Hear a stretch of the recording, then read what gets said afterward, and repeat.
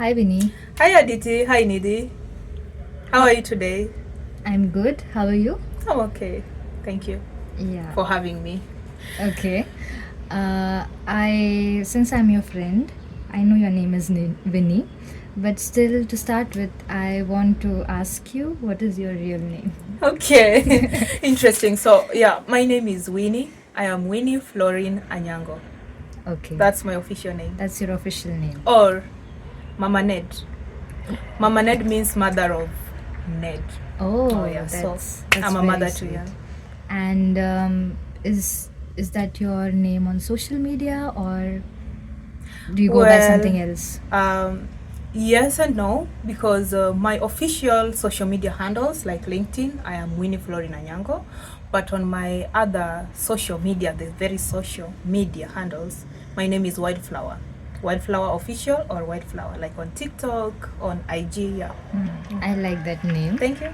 Is there a specific reason for that name? Speaking of Wildflower, yeah, I had quite a number of names to pick from. I would invent names or come up with them from my official name, but Wildflower originates from my second name, Florine. Florine means a flower. So I looked also for the meaning of Winnie because everybody would like, are you Winnie Winnie or Winnie Wilfrida, Winfrida, Win? So I was like, I want to also know the name, only to realize the name Winnie is like a winner, also a flower in Spanish, and also it's also Florine is a flower. So then I went for the flower that suits my personality. And just to give you a short overview, a wildflower is a flower that if you do not uproot it by the roots, it grows again. If you cut it down, it grows again. Wow. And that really suits me because I am very resilient. So I chose the most resilient flower. And you don't need to grow it, it grows by its own. Wow, that's And it very evades, interesting. yeah. It Thank you. suits very much to your personality. It's a Yeah, good thank choice. you. Mm-hmm. Tell me more about yourself. Okay. Wow. Um, Um, so my name is Winnie. I am the fourth born. I'm the fourth born in a family of seven. I am the the third daughter in the family of six daughters and a son. So yeah, I'm the fourth born. I Do you want to know my education, self or First, professional? I would like to know like why are you here? What Okay, makes fine. you come to Austria? Okay, fine. First of all, right now we are speaking in Austria, in Europe. So I am here as a student. So coming to Austria, I would not say has been on my dream or something. Austria is in the Central Europe or Eastern Europe. Do your research. And I never knew of Austria. I knew of talking of Europe. I only knew of maybe Germany, Spain, and any other. But deep inside, I wanted to continue with my studies. So to start with, I finished all my education right from primary, high school, university. I did in Kenya. So I studied environmental science, and then I landed a job, and it was good, but it was not always enough. With Winnie or with Wildflower is never enough. There is always something. I easily want to explore. So I was very sure that I was going to do my master's, which I'm doing right now. I'm doing master's in sustainable energy systems, but I was not very sure where to do it. One thing I was very sure of is that I'll never do it in my motherland. I knew I'd do it abroad. But mark you, when I was doing it or planning that thing, I did not have the means. I only knew that I would come through scholarship. I did not come through scholarship. A lot of things. Maybe we can talk about it maybe in the next chapter, but that's why I'm here. I'm a student in Austria in the University of Applied Sciences, Upper Austria. Very nice university. Yes. So that was actually my second question. How did you get into your university? Did you apply or how was the So, process? like I told you, maybe if we get time or in the next chapter, I'll tell you about my inspiration to get here because it's a long, long story. If I start talking about it, you're going to forget your question and focus on this. But just to make the fast forward, I find myself as a single mom. Just waking up one day and you're a single mother. You have it's still a very complicated topic to talk about. But then you meet a stranger, and a stranger who has been your friend. Yeah. You don't know them, but he's born and bred here. So we've been in touch and friends and talking, and I've been having his back until now my world crashes. And I realized that now he comes for me to my rescue. And his question was like, I want to come and visit Kenya, so I'll see you finally to get to see you, which we did, only for him to ask me one time, what do you want to do with your life? I told him my dream was to pursue my studies. So it's through an indigenous person from this place who is a friend living close to the university who now helped me to get here. So it's through friends. Okay, interesting. And since you're studying now, I would like to know, like, what's the biggest challenges of studying abroad? Oh, wow. As a foreigner, somebody coming from Africa, there is a lot of challenges we meet. We have cultural differences, food differences, because if you are a lover of food like me, you will really face it, but I did not, because I love a lot of food. They are very, very, very great. Austria is known for cultural, musical, classical music and nice meals and everything. So we have the culture and the shock, and also being homesick is something that we do say there is a saying in my language that the dance of a madman is only beautiful when, like, you see a madman dancing in the market. It's only beautiful and funny when the person is not from your home, or you're not your relative. If you saw a madman dancing, it would be funny, but if it's your mom, it would hit you. So when somebody talks about cultural shock, or the being homesick, or wanting to be included in a society that has completely different nature or something, that is like now when you finally get to hear it from people, and now you're facing, God forbid, your mother dancing naked in the hospital, in the market. Is that crazy?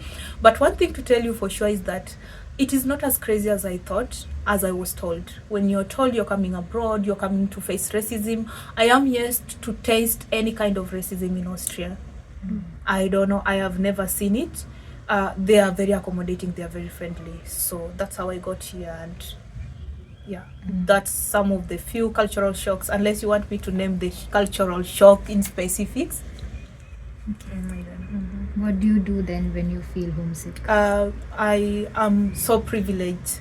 Starting with my name, I am so outspoken, I'm so outgoing. So I have friends, left, right, center. I have people. I always find myself just being around people, because I don't know, I'm very accommodating maybe, and then people accommodate me. And then I also have friends, and also the person who made me come here is really, really special, and he knows, because he's traveled. He always faced homesickness, felt left alone in a society where, it's different. In Africa, for instance, you come and you're a foreigner, everybody wants to talk to you, wants to ask you what you're doing, are you sleeping well, are you okay? And then you come abroad and realize that their real life is everybody, they just like their privacy. And for even them to accommodate you to be one of them, you have to earn it, which is a good thing according to me. I feel like it's good, because then you don't just welcome everybody into your life and start regretting trying to filter. It's the other way around in Europe.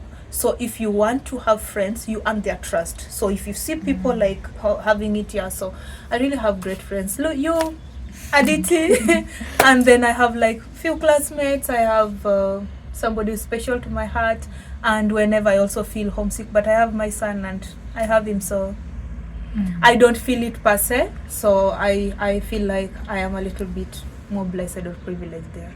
That's good to know. And since you mentioned you are a mom, I would like to know, how do you balance your studies and parenting? It's not easy. Maybe I get to tell you about process of making it not easy next time. But for today, let's just say that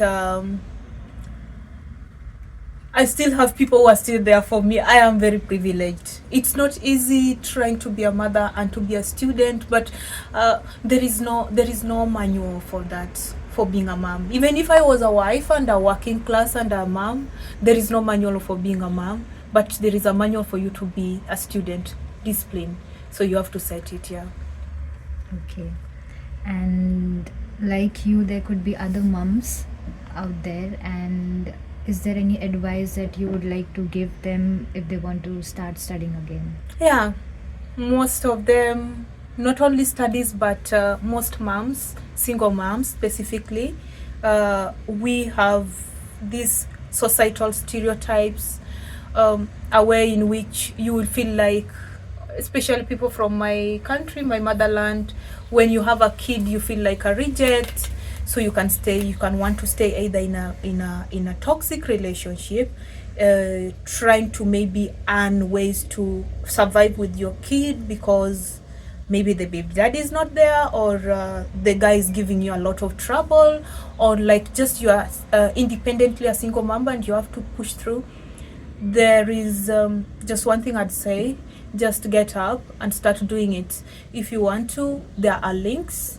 You search online, you can look for small courses, you can start maybe some jobs, just get moving. But with moms who want to come study, it's good. It's also a privilege that when you come here, the education system is good. You don't need to worry about it's better than in Africa, to be completely honest with you. But if you are coming as a single mom, be ready that it's not going to be easy. But also just know that if your people are supporting you, if you're a believer in God or the supernatural being, if you're going to have people around them, just know that you can do it. If you went through labor pain, you're a mother, it's already good enough that you can do everything. So you just need to get going. And having a child outside wedlock, having a child after marriage and it fails, it's always not the end of it. And we also do say, anyone out there who is in any kind of marriage about toxic or something, just know that this is something I learned now when I was leaving, and I thought I have all my parents around. And the last time before I left, my dad was like, come home, let's give you a blessing. So I asked him, are you giving me blessings because I'm leaving and it's tradition, or because of what? And he said, it's because it's like you seem like you had forgotten that you have parents and this is home. Always remember, this is home. So our parents might not even show us that this is home by telling us, but just know that parents would appreciate to take back a wounded warrior than take back a corpse of a mother. So if struggling means you stay in somewhere that is very toxic, be it relationship, being it one place, or like as a single mom, but you keep pushing. It's not easy, honestly, but you keep pushing. And as long as you have ears who listen to, I really appreciate having friends like you who will just listen to me. It's big. I appreciate. One day when I am a billionaire, I'll go with you places. I'm waiting for that day. Yeah. And since we know you, we know how energetic you are every day. Thank you. I just want to know what motivates you every day. How do you keep your energy every day? My mom, my son number one, my mom number two, number three. In Winnie or in Wildflower Cycle, there is nothing like I can't do it. Yeah, I just have to do it, because if I do it, who is going to do it? If I don't do it, what would my son be looking up to? I have a son whom I want to bring up to give everything better. And if I quit now, then what do I do anyway? Because I always I'm like gold. I'm gold, actually, not like, I really am gold. And by now I am used to not getting things so easy, because as gold, for it to shine, it has to go through hardening, and like just to be hardened and to be put through high temperatures. Yeah. So just knowing my own personality, and then I don't know, I'm a believer. So God communicates. We say God communicates to you, not like he comes and say, we need to do this. God comes and says, send somebody to do it for you. So whenever it so happens that most of the time when I get up, and today I'm like, oh, I'm so low. And then I get up and everybody like, hello, look at the most positive lady. And I'm like, oh, everybody sees me positive. And then what would I do then? But also, I don't have a choice. Success is the only choice I have. So that motivates me. But just having my son, because I want to give him the rest of the world, and you guys can move maybe to planet Mars or Venus, I have to do it for him. Also my lovely mom. I never saw my mom quit. I have never seen her quit to date. I don't have an excuse because she did it. And she did it again, and she's always been doing it for us. And all she said was that I'm giving everybody the life that you want to. I don't want anybody to say I didn't give. So as a mother, I don't have a right. I feel like I don't have a right to give up. And also as a daughter, I have also an obligation to continue what my mom started in me. And as a child of God, I also have an obligation to allow God do the work He's doing in me. That's a good answer. Thank you. And since you have come this long, this far, if you could time travel and go back, what advice would you like to give your past self? Wow. Let me time travel back to 10 years.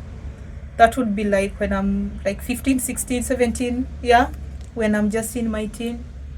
I want to tell my younger self that it was better that we didn't give up. But I also want to appreciate, and I want my old self to know that at first I used to regret the life I was living back then. But then now it was worth it because then it makes me count my blessings one by one. And getting here, I can only account for it because of my past. So all the hard struggles, they were worth it. At that time, I complained a lot. Everything as a believer and always talking about God, we sometimes get to question God, like, if I'm your child, if you really honor me that much, then why am I going through this? And we have this like, okay, I'm even following your commandments to the letter, and then the others, you're blessing the others, and they are talking about big things. How about me, God? How about me, God? And I did not even used to count all the good things I would get. I would focus on the ones I don't have. But now I learned to appreciate what I have first and start with thank you for this, and then maybe tell God to continue what He's doing. So I want to thank my old self for not giving up, but I also want to thank God for not giving on me, my friends, my family, for just being a little bit patient with me when I wanted it so bad then and it was not working. And now I would not say I've achieved everything, but honestly I have achieved a lot. So yeah, thank you. That's a great answer. So yeah, I think we got to know a lot about you today. Yeah, it was great talking with you. Yeah, we get to catch up later, so sure. thank you. Thank you. Bye.